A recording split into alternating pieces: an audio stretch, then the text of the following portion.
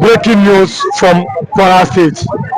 Another Fulani S-men has been killed again in Kwara State. There are different allegations saying that Yorubas are now taking revenge. The first one was killed on Tuesday, another was killed yesterday. Even the leadership have said that 4 Fulani S-men now have been killed. Mieti Allah members have been killed from the beginning of this week, 4 of them.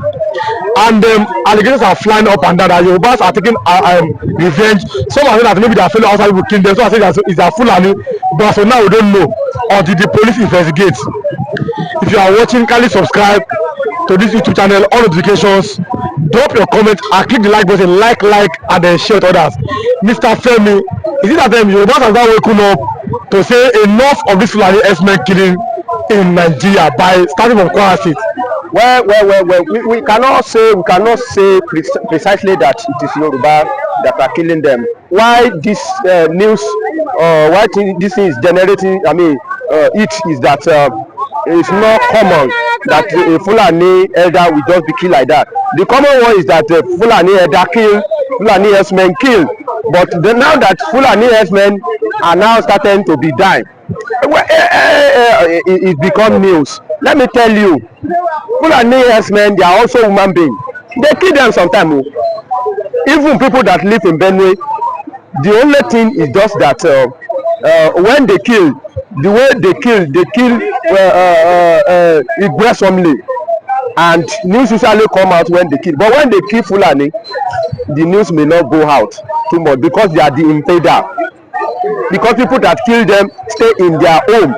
But Fulani, it is Fulani, yes, it is Fulani that are always invading other people's territory. So when they invade other people's territory and they find them, that one is going to be silent. They have place to hide them. And mind you, that Ilori too is a home of Fulani. There are Yoruba Fulani in that Ilori. So it may be Fulani versus Fulani. It may be Fulani versus Fulani. We have cattle rustler among Fulani now that want to rustle their fellow Fulani cattle, and they kill them to rustle their cattle. So if Yoruba want to wake up, they should wake up. I don't have problem with Yoruba. Wake up. Checkmate the excess of Fulani, but this is not how I want them to be wake up. How I want them to be wake up is that, like when they invade that village, after they raid that village, Yoruba youth supposed to pursue them. If it is possible, bring them to public and let them know these are the people that perpetrate this thing. And if it is another side of, find them and let them just go and meet their God. The way they send other people to heaven, send them to heaven as well. I prefer that one. But all this one, if it is matter of killing them one by one, I don't like it. If you want to rise up, let's send message to them. Let people of that community, let them send message. Gather some of them. Let people know that we are not sleeping. That's how to wake up. But I don't see this one as a waking up of Yoruba. Let me ask you something else. Yes, Iba Gani Adams, the Ààrẹ Ọ̀nà Kakanfò Yorùbá land #1. Ààrẹ Sunday Igboho, they are here to speak on the crimes of villagers by Fulani S-men or Fulani militia in Ondo State. Where are the Yoruba warlords? Why are they quiet this time around? I wonder. We don't want to talk about government alone, since people don't even rely on government for protection again. But these men that we saw as our foot soldier that can help us, we don't hear them talking again. Maybe they have been overwhelmed, or they felt less concerned that since we have been saying this, we are not ready to listen to us or something, and it's not good. It's not good, because if we say we should fold our hands and be watching until things, everything we get is scattered, and the thing we get worse, it may get worse to the extent that we will not be able to control it again. So I use this medium to call upon our leader, our warlord Sunday Igboho and Iba Gani Adams, at least to work together so that they will be able to checkmate the excess of this Fulani, We are waiting for them. We are waiting for their response. I've not heard any cogent response from both of them, either Iba Gani Adams or Sunday Igboho. It's very, very unfortunate. So now, what is the way forward for the Yoruba people? What is the way forward now that the Fulani S-men seem to have been taking over their farms and their villages? The way forward is not far-fetched. I've said it that if all of us gather and we form a militia, honestly speaking, these people will run. We have Amotekun. Since Amotekun has been overwhelmed now, then it's for people from the grassroots to gather themselves and guard their village. Otherwise, they will send them out. Go to Benue. There are so many villages that have come to turn to that Fulani have turned to desolation. Nobody is there again. There are refugee camp in a state where there is no war. Refugee camp everywhere. So even though people and every other part of Yoruba, we watch ourselves until degenerated to that condition. It's too bad. It's too bad. So what we need is for us to stand up, I mean, to form a militia, non-governmental one, and face these people and send message for them once and for all. I'm very serious. If these people, if we send message to them once, they will retreat. You know, Fulani. Now let's talk about the fact that if Fulani man have said that Yorubas and Fulanis are brothers, and I nothing can separate them. You agree that Yorubas and the Fulanis are brothers? We have never been brother and we will not be brother. That one that is calling Fulani and Yoruba are brother.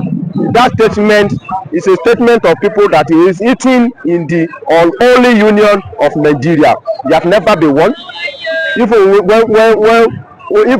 to say we have been one, we will not have history of war all the time, and we will not have the history of invading our farmland, try to hijack our,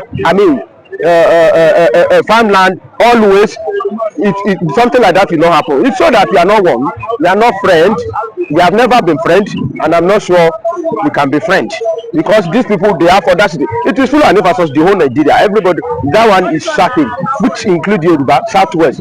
Almost every time they will come assault us, chase us away from our farm, kill the owner of the land, of the farm, sometimes rape our women. So how can we say we are brothers?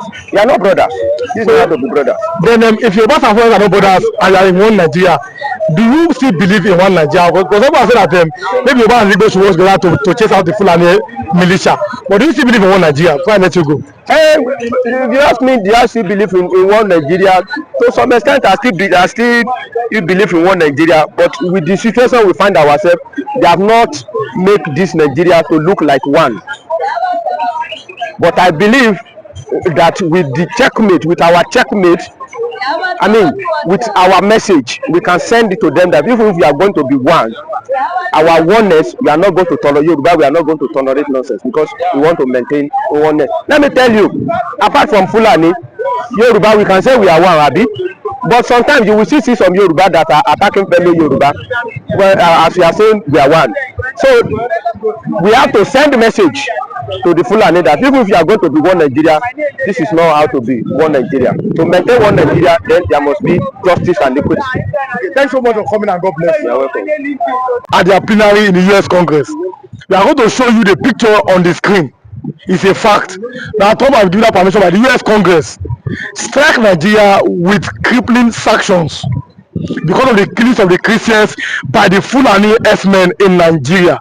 If you are watching this video, kindly click the like button, drop your comments, subscribe if you are not subscribed before, and then all notifications, like, and then share with other people so they can partake of this particular news that is trending in the world.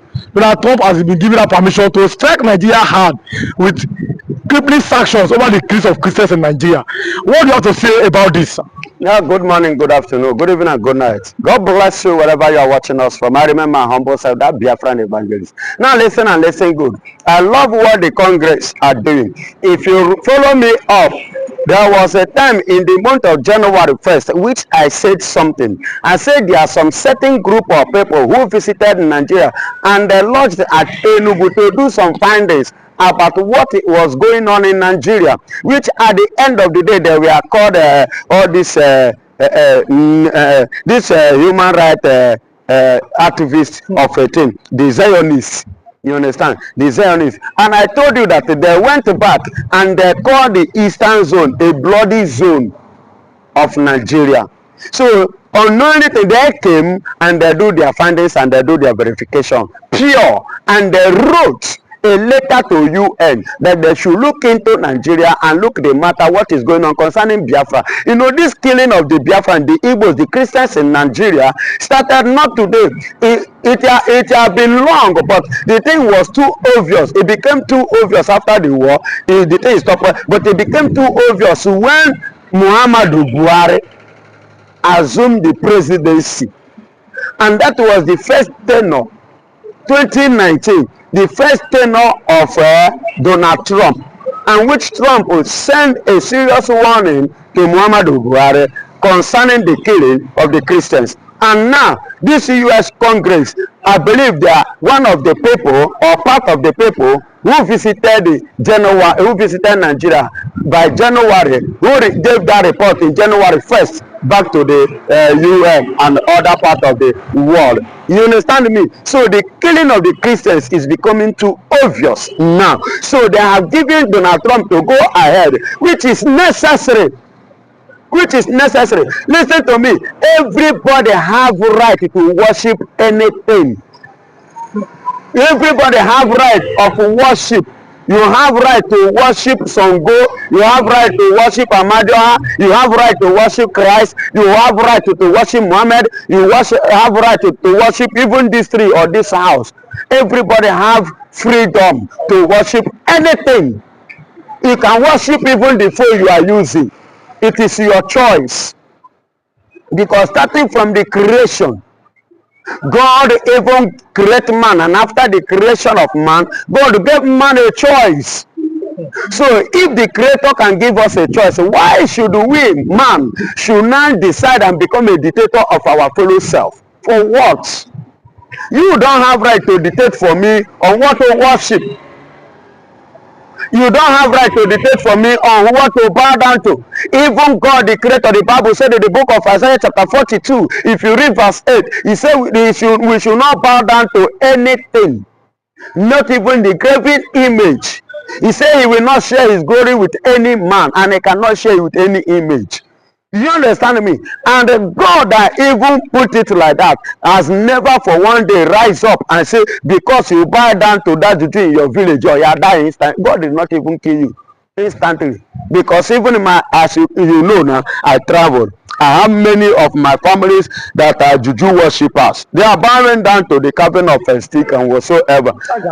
And that is their own way of worshiping their own God as they believe. And God have never struck them.